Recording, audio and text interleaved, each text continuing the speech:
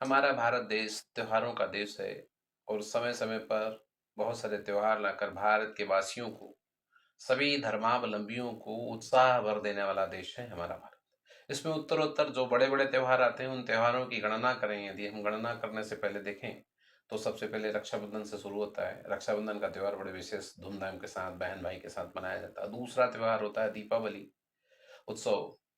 ये दीपावली उत्सव भी बड़े पूरे परिवार के साथ आनंद के साथ मनाया। और तीसरा और वर्ष का आखिरी कह सकते हैं कि आखिरी त्योहार होता है होली का उत्सव।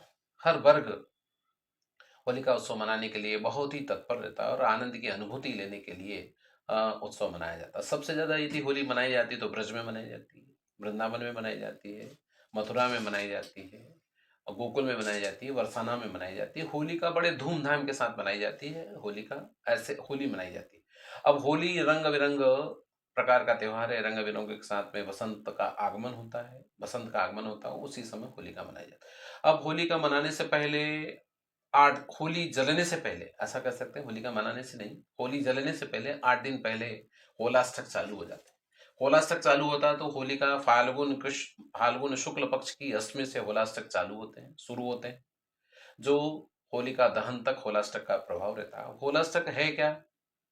इन 8 दिनों में अष्टमी से लेकर, इस बार जो अष्टमी होगी वो 17 मार्च को होगी। 17 मार्च 2024 को होलाष्टक प्रारंभ होंगे।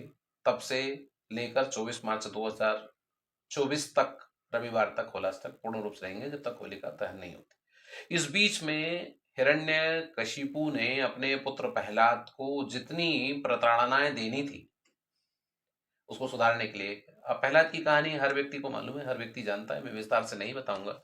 क्योंकि प्रहलाद जो भी थे वो दैत्यों के कुल में पैदा हुए थे। दैत्यों के कुल में पैदा होने के बाद जब उनको पढ़ाया गया, नारद जी ने उनको ज्ञान दे दिया, और ज्ञान देने के बाद वो भगवान का स्मरण करने लगे थे। नमो भगवते वासुदेव मंत्र का जाप करने लगे थे। जाप करने के बाद में जब घर में आते थे, सारी कहानी सुनाते, तो जो हिरण्यकशिपु को बिल्कुल पसंद नहीं था, क्योंकि वो दैत्यों के राजा थे और दैत्यों जैसी कहानी उनको चाहिए थी। ऐसी कहानी होने के कारण उन्होंने, हिरण्यकशिपु ने अपने पुत्र प्रहलाद को जितनी प्रताड़नाएं देनी थी, इन 8 दिनों में भांति भांति के कष्ट देकर, कभी पहाड़ के ऊपर से गिराया, कभी तेल में जलाया, कभी डंडे से मारा, कभी खंबे से मारकर, कभी कुछ तो भी यातनाएं, जितनी यातनाओं की वो होती, वेदना होती है, जिनमें ज्यादा से ज्यादा वेदना होती है, वो यातनाएं हिरण्यकशिपु ने अपने पूर्ण रूप से अपने बेटे प्रहलाद को दी, और प्रहलाद ने भी सहन करी। अंतिम यातना थी, अंतिम ओर होलिका को अंतिम किसी ने ज्ञान दिया हिरण्यकशिपु को याद आया कि होलिका का होली दहन होता है। होली दहन होता है तो होली लगाने के लिए वहां जो उपले लगाए जाते हैं, कंडे लगाए जाते हैं। कंडे लगाने के बाद लकड़ियां लगाई जाती, समिधा जिसको बोलते हैं, लकड़ियां लगाई जाती। लकड़ी लगाने के बाद में उनमें बोला है कि जब होली दहन होती है तो उसमें होलिका को बिठा दिया जाता है। अब होलिका है कौन? होलिका हिरण्यकशिपु की बहन है। हिरण्यकशिपु की बहन है और कश्यप और दिति की पुत्री है। कश्यप ऋषि और दिति से जो संतान पैदा हुई वो होलिका है। अब होलिका को ज्ञान दिया गया कि यदि आप अपने पुत्र भाई से प्रेम करती हैं और हिरण्यकशिपु से प्रेम करती हैं, तो आपको ये इस प्रहलाद को अपनी गोदी में लेकर बैठना पड़ेगा। और जैसे ही गोदी में लेकर बैठ जाएगा,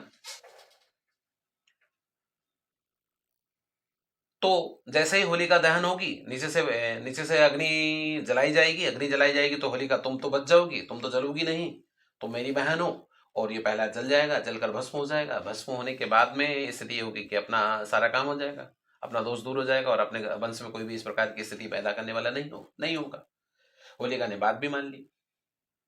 होलिका ने जैसी बात मानी तो ये सारी चीजें होने लगी। अब स्थिति यह थी कि होलिका वहां होली में बैठ गई, प्रहलाद को लेकर अपनी गोद में लेकर बैठ गई। होलिका दहन की स्थिति आती है। होलिका दहन की स्थिति सबसे आखिरी यात्रा बता रहा हूँ, जो उसकी है होलाष्टक से लेकर वहां तक, होलिका दहन तक। वो प्रहलाद को लेकर बैठ गई। वहां जाकर होलिका दहन, जब यह परंपरा है कि वहां का गांव का प्रधान, गांव का सरपंच, गांव का राजा, गांव का अध्यक्ष, या देश का राजा या देश का स्थिति जो भी बड़े बड़े लोग होते हैं वो होली में आग लगाई जाती है जिससे बुराइयों को जलाया जा सके और अच्छाइयों का समागम हो, सभी लोग खेल कूद कर आनंद की अनुभूति लेते हैं, ऐसे करके होली दहन की जाती है। ये होलाष्टक की परंपरा है। होलिका वहां दहन हो जाती है, वहां होलिका को दहन किया गया। होलिका का दहन किया गया तो जैसे ही होलिका का दहन किया, अग्नि प्रज्वलित होने लगी। अग्नि प्रज्वलित होती तो सबका कुछ होने लगा, लकड़ियां सब जलने लगी, समिधा जलने लगी, होलिका अपने आप में जलने लगी। वहां घबराहट होने लगी होलिका को, बहुत सारी का होलिका को घबराहट होने लगी। होलिका परेशान हो गई। अंततोगत्वा परिणाम ये निकला कि वहां पहला सुरक्षित निकल गया और होलिका का पूरा दहन हो गया, होलिका का दहन हो गया। तो ऐसी स्थिति में ये होलाष्टक होता है। तो इन होलाष्टकों में 8 दिन तक व्यक्ति को, क्योंकि दुख के समय है, दुख की वेदनाएं हैं, इन वेदनाओं के समय में जातक को या साधक को या जन सामान्य को किसी भी प्रकार की शुभ काम बिल्कुल नहीं करना चाहिए। शुभकामी की परिभाषा होती है कि कोई भी मांगलिक कार्य नहीं करें।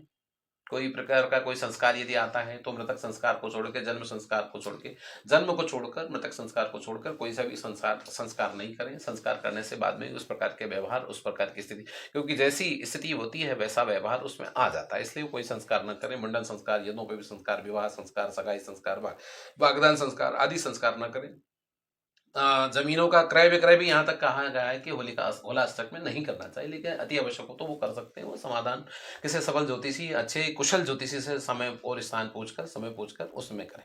तो होलाष्टक में इन कार्यों को पूर्ण रूप से वर्जित करें। यही कार्य आपको सुकून देने वाले होते हैं। यदि आप इन कार्यों को करते तो दुख देने वाले हैं, कष्ट देने वाले होते हैं, इसलिए होलाष्टक में ये कार्य बिल्कुल नहीं करें। इस बार होलाष्टक शुरू होंगे 17 मार्च 2024 से 24 मार्च 2024 तक रात के 12:20 तक। जय श्री कृष्ण। अलर्क ज्योतिष वास्तु कर्मकांड रिसर्च केंद्र, ज्योतिषाचार्य डॉक्टर पंडित चंद्रभूषण व्यास।